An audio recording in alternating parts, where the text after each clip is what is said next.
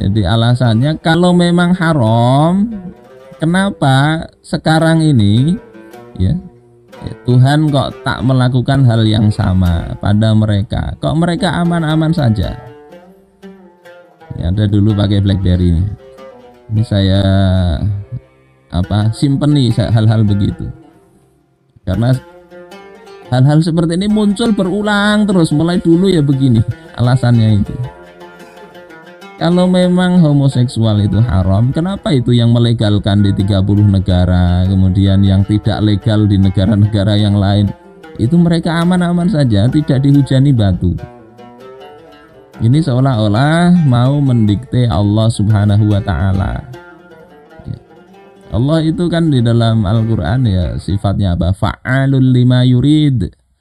Dia melakukan apa yang dia kehendaki, bukan melakukan apa yang ingin dikehendaki oleh manusia, apalagi oleh penulis BlackBerry ini, penulis status ini. Allah itu terserah Allah. Allah mau menghukum dengan cara apa, terserah Allah Subhanahu wa Ta'ala.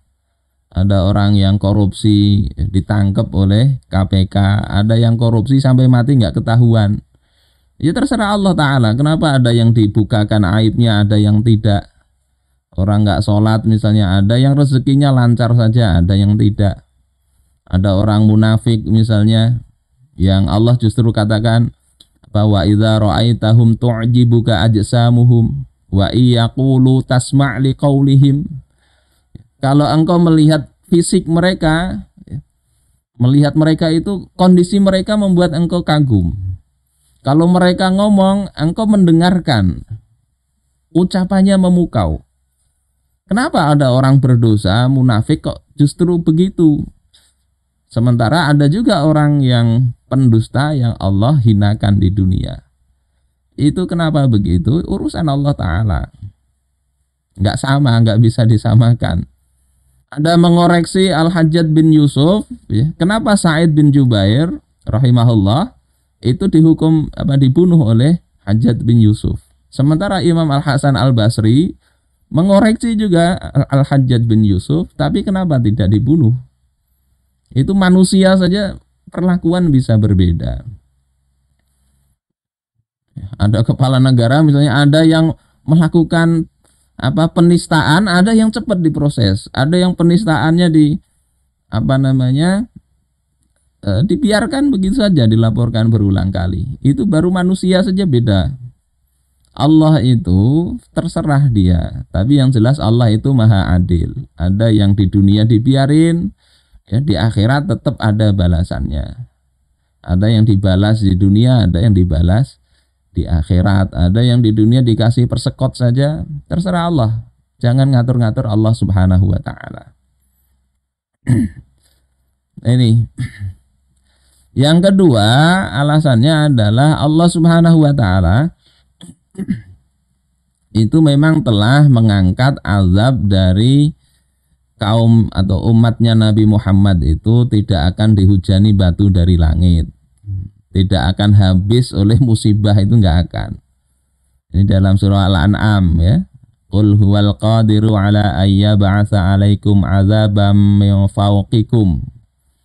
Katakanlah dia, Allah itu berkuasa untuk mengirimkan azab dari atas kalian. Dihujani batu, Allah kuasa. Aw min tahti arjulikum, atau dari bawah kalian,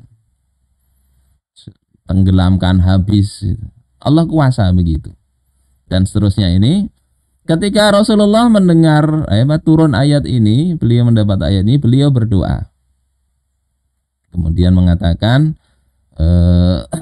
beliau itu berdoa agar umat ini diangkat ya, 4 dosa tersebut. 4 dosa, 4 azab tadi diangkat.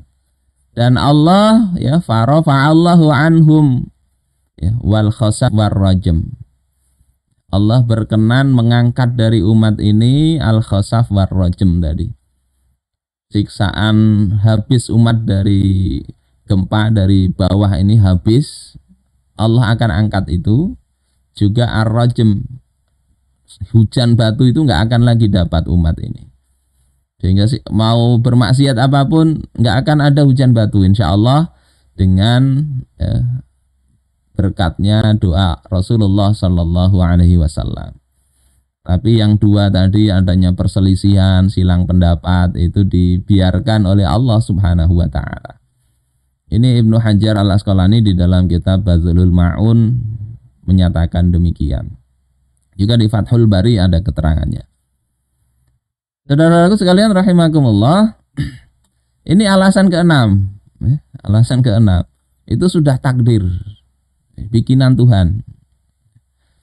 Yang ada dulu ini rame ini di salah satu jurnal di salah satu universitas Islam mengungkap membuat artikel tentang indahnya kawin sesama jenis. Lama sekali sudah ini. Kemudian di Jakarta Post itu juga begitu. Islam itu mengakui homoseksual. Ada ini pakai apa? Dalilnya surah Al-Hujurat. Surah Al-Hujurat ini sebenarnya bukan ayat 3 ya. Ayat 3 enggak bicara itu, ayat 13 ini.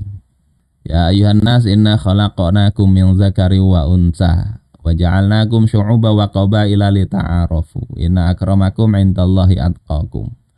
Kemudian dikatakan oleh penafsirnya itu bahwasanya manusia itu punya kesamaan semua tanpa melihat etnis, tanpa melihat kekayaan, posisi sosial, bahkan tanpa melihat orientasi seksual. Jadi ayat begini bisa jadi dalil bolehnya LGBT. Padahal kalau kita lihat para ahli tafsir nggak memaknai ini bolehnya homoseksual, bukan. Tapi sekedar Allah ciptakan manusia berbeda-beda itu iya. Bahkan Allah ciptakan ada manusia yang alat kelaminnya dua itu ya, nggak jelas lagi dia laki-laki atau perempuan. Kalau dilihat sekilas nggak jelas. Itu iya betul ada takdir begitu. Tetapi Islam telah memberikan solusi. Kayak khunsa itu ada yang khunsa yang kemudian bisa dideteksi walaupun alatnya dua itu dia dihukumi laki-laki atau perempuan. Ada yang memang muskil tapi itu sudah bisa diselesaikan dengan Islam itu. Kalau yang seperti itu memang takdir. Jangan dipandang rendah atau remeh mereka. Tapi itu bukan menjadi alasan bolehnya tadi homoseksual tadi. Memang betul kalau sekedar ada kecenderungan ya, mungkin karena salah pergaulan atau apa kecenderungannya berubah. Sekedar kecenderungan memang tidak dihukumi sebagai sebuah dosa. Orang menginginkan keburukan tidak dihukumi dosa.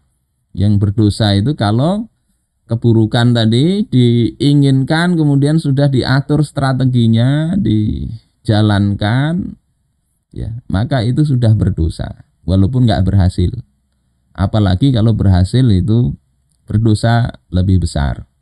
Ini sudah kita bahas di dalam kajian Arba'in dulu. Jadi ayat ini bukan ayat tentang bolehnya homoseksual.